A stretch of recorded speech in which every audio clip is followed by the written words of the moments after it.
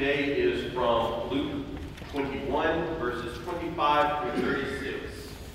Please rise in spirit or in body for the reading of the gospel. Hear now the words of our Lord. Jesus said, "There will be signs in the sun, moon, and stars. On the earth there will be dismay among nations in their confusion over the roaring of the sea and surging waves. The planets and other heavenly bodies will be shaken, causing people to faint from fear and foreboding of what is coming upon the world. Then they will see the Son of Man coming on a cloud with power and great splendor. Now when these things begin to happen, stand up straight and raise your heads, because your redemption is near." Jesus told them a parable. "Look at the fig tree and all the trees. When they sprout leaves, you can see for yourself and know that summer is near. In the same way, when you see these things happening, you know that God's kingdom is near. I assure you that this generation will pass away until everything has happened. Heaven and earth will pass away, but my words will certainly not pass away. Take care that your hearts aren't dulled by drinking parties, drunkenness, and the anxieties of day-to-day life.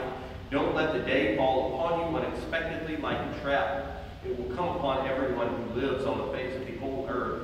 Stay alert at all times, praying that you are strong enough to escape everything that is about to happen and to stand before the Son of Man." This is the word of the Lord. Thanks be to God. Let us pray. Almighty God, may the words of my mouth and the meditation of all of our hearts be a blessing, pleasing to you. In Christ's name, amen. You may be seated.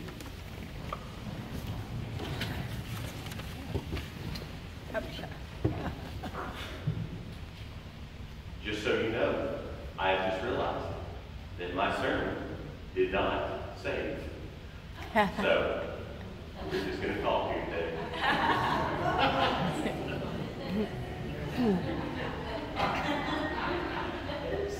I'm really happy about this right now. It's good times. I do want to tell you. So, when I was a kid, you've heard this. I lived next door to my grandmother and my grandfather. And they just lived right across the pasture. I say next door. I grew up in Colorado, Mississippi, so next door is a relative situation. But they lived across the pasture, and I went over there almost every day. Walked over.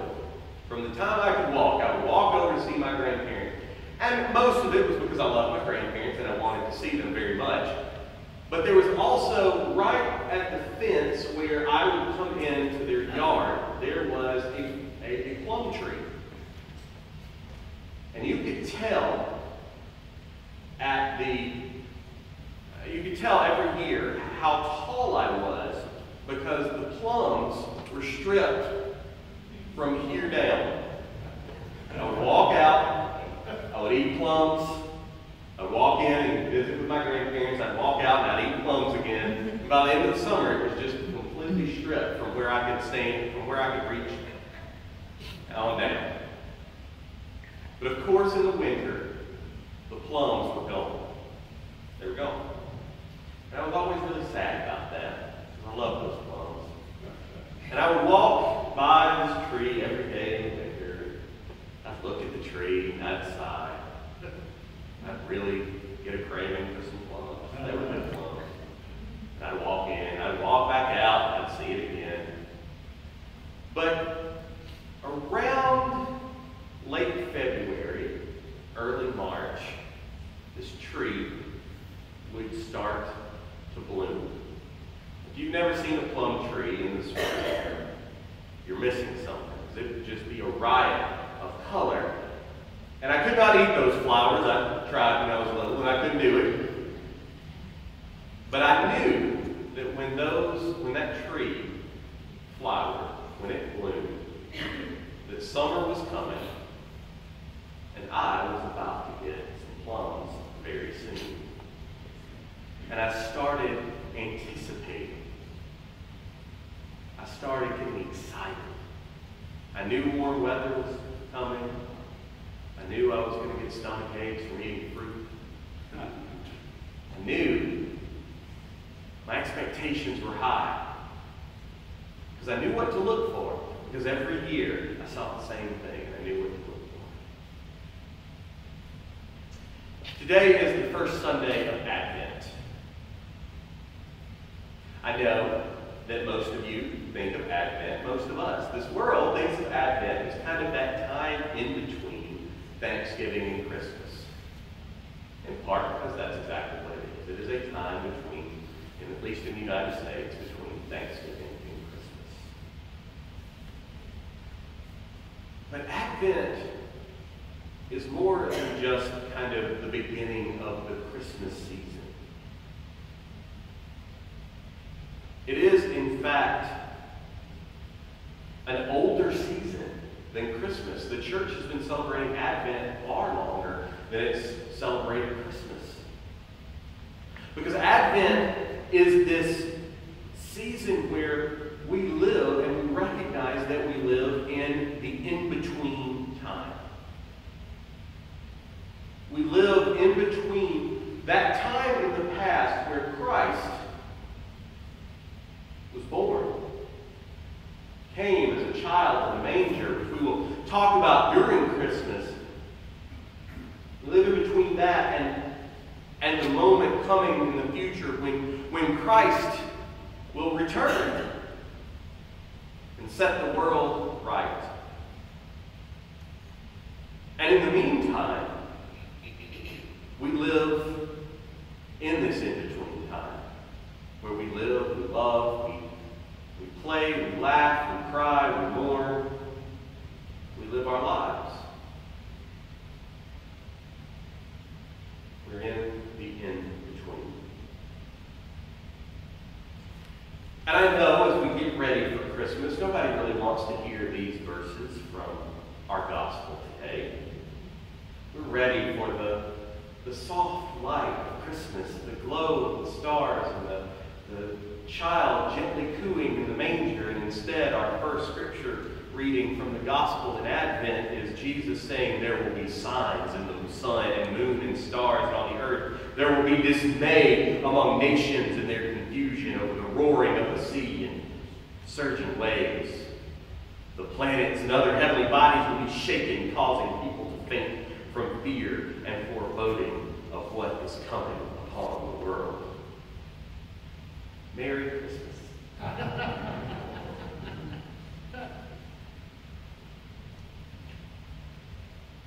But see, Jesus is doing something really important here. I shouldn't have to tell you that, but he is.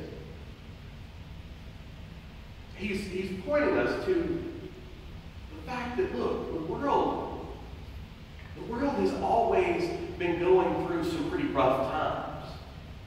And it continues to.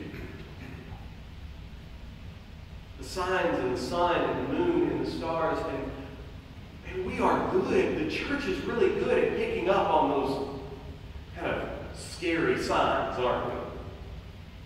I did some research. I had a whole list of dates, which I can't remember right now, but I will tell you that just since the year 2000, there have been at least 25 widespread predictions of the end of the world.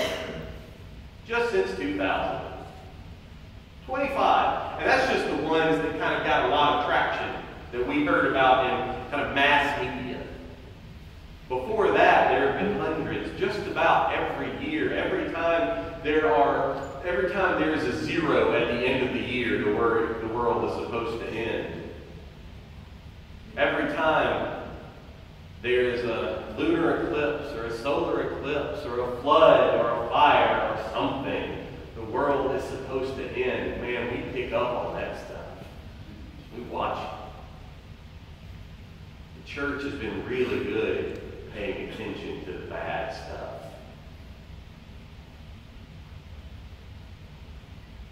But pay really close attention to what Jesus says. He doesn't say, when all of these things happen, and the trees are stripped bare, winter is coming. No. Jesus says, pay attention to the fig tree. Pay attention to it.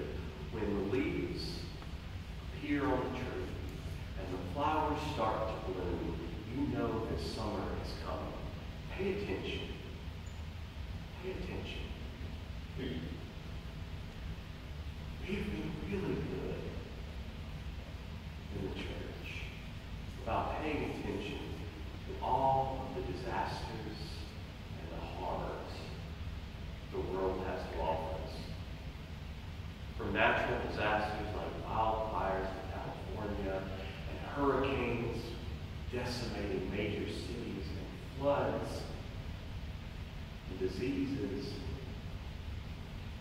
man-made disasters, wars, immigration crises,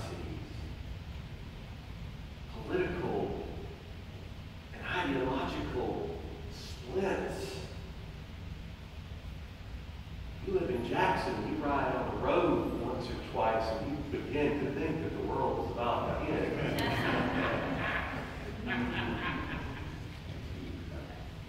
But Jesus says, if you pay attention,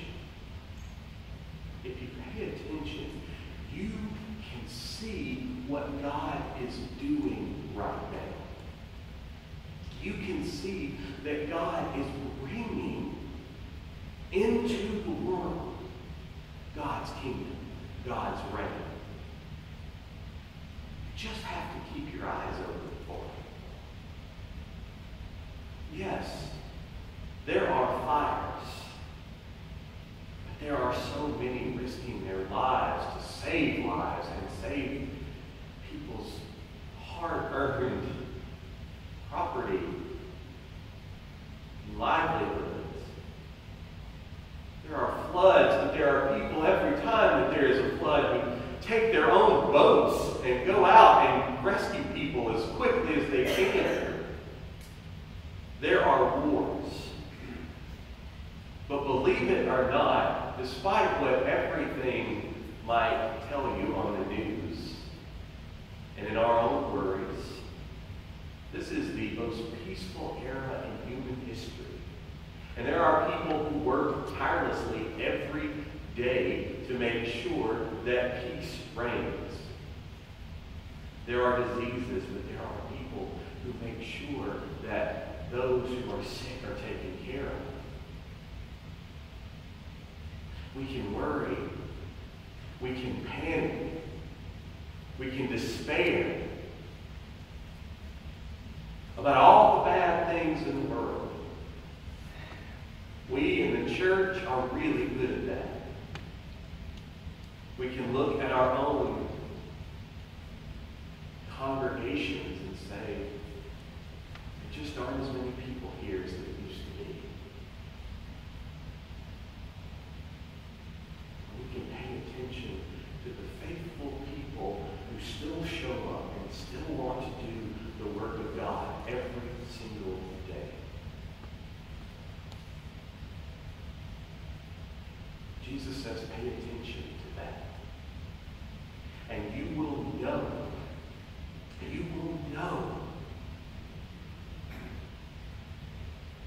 that the kingdom of God is coming. You see those people of faith, and sometimes people who don't have faith, who are wittingly or unwittingly doing the work of God every single day. We're making sure that children are taught.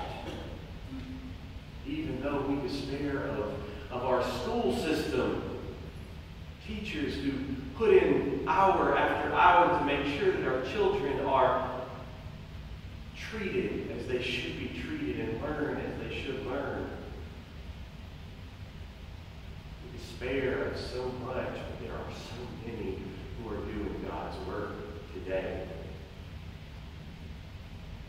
And do not despair, Jesus says.